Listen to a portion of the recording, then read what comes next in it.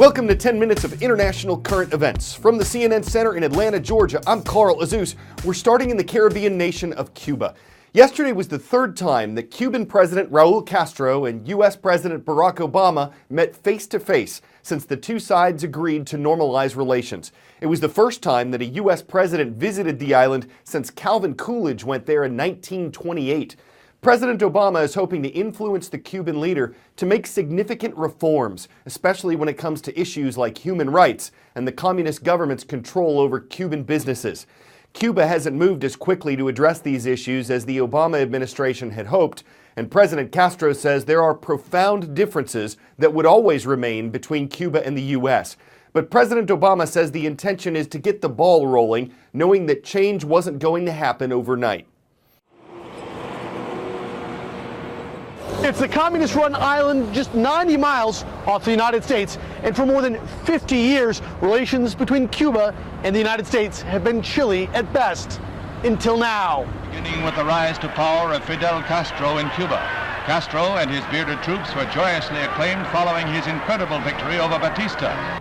1959, Fidel Castro leads an army of thousands into Havana, forcing out the dictator at the time, and becomes the country's new leader.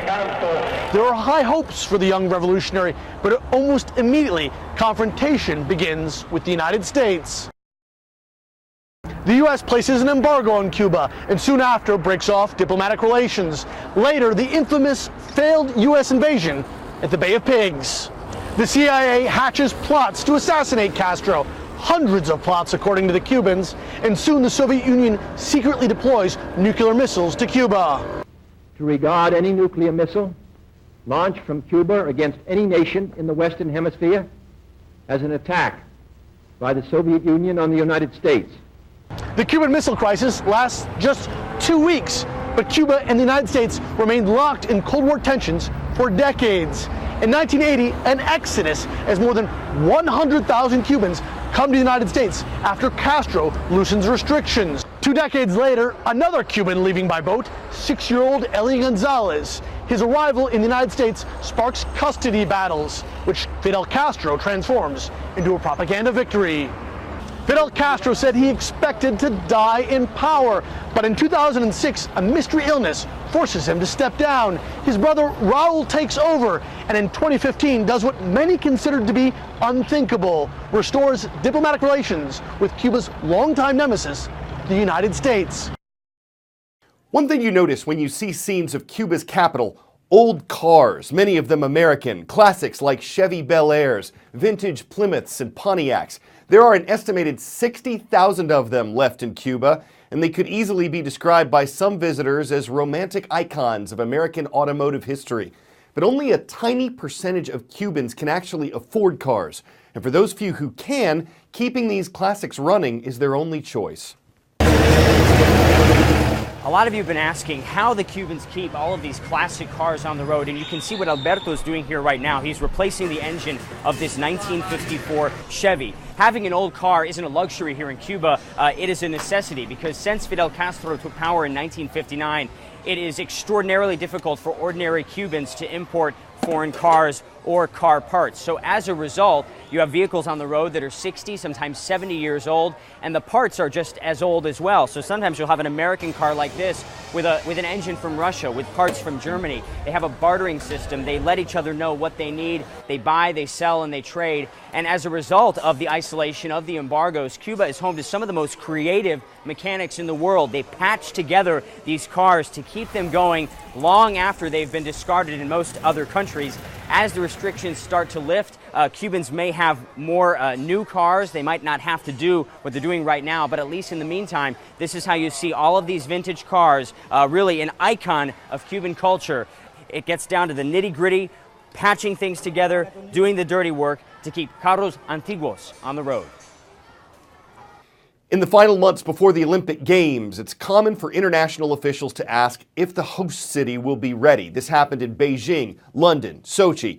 But in Brazil's case, in Rio's case, there are concerns that go far beyond whether the venues will be finished. For one thing, Brazil is in its worst recession, a period of economic decline in 25 years. Budgets are tight. In some cases, they're getting smaller. For another, There's widespread political unrest. A massive corruption scandal involving Brazil's largest company, a government-owned oil company, has brought down several executives and politicians. Brazilian President Dilma Rousseff denies being involved in that, but millions have called for her impeachment. And she caused controversy last week by appointing Brazil's former president as her chief of staff. That could protect him from being prosecuted for crimes he's been accused of.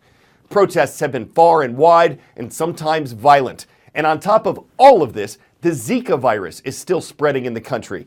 So uncertainty is soaring over the August Olympics and Brazil's future itself.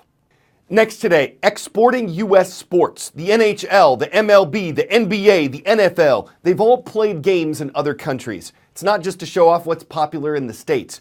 American sports organizations believe there's the potential for growth to make more money when their away games include locations as far away as Australia.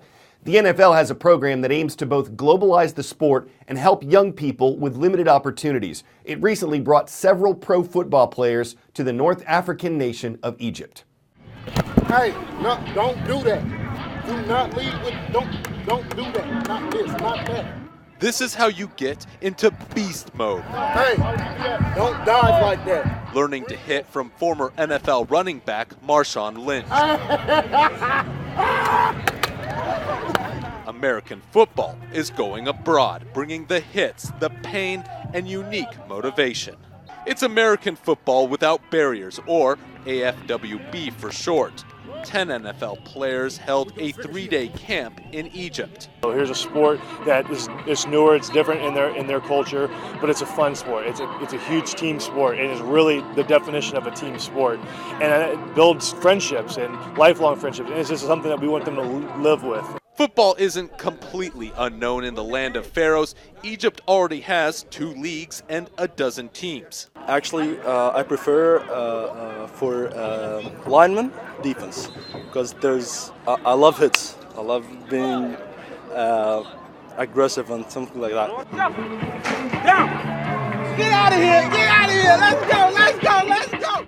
400 people signed up within hours to learn from the best, including from Egypt's 2 all-female teams. I have a dream, like for the sport, especially for women here in Egypt, for the American football, to prosper here. And for y'all show great teamwork, and that's very important in the sport of football. But there's more to football than the hitting, drills, and push-ups. We want to polish it up from a standpoint of, you have to eat right. You have to be healthy when you play this sport. You have to make sure that you have the right equipment, because when you have these pop-up sports in other countries, they're not always doing it right.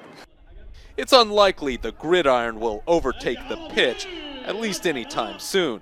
Soccer is still king in Egypt. But who knows? Football could make an interception and lead to a touchdown here.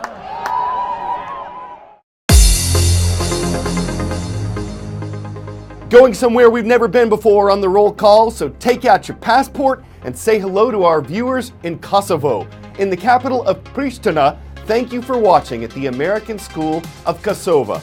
We're making a stop in the U.S. state of New Hampshire next. Dover Middle School is in the city of Dover, and it's where you'll find the Green Wave. Finally, to northwest Idaho, we land in the city of Post Falls, where the Jaguars are watching at Genesis Prep Christian Academy. It's the biggest and most advanced British research ship ever built. It's a 423-foot icebreaker. Britain's Natural Environment Research Council asked the public to name it, suggesting something inspirational like a historic figure or a landmark. The RSS Henry Worsley, the David Attenborough, the Pillar of Autumn all got some votes. But the leading name for this refined vessel, Boaty McBoatface, as in Boaty McBoatface. The council doesn't have to go with that name, but the public has spoken, and the public says Boaty McBoatface. So in this case, refinement isn't what the public's all about. But hey, with options, you're supposed to pick whatever floats your boat. And folks aren't bowing to pressure. They're in stern support of the name, and if the council sinks it, well, that would be in a boat face. I'm your Captain Carl Azus, and I'm shipping out.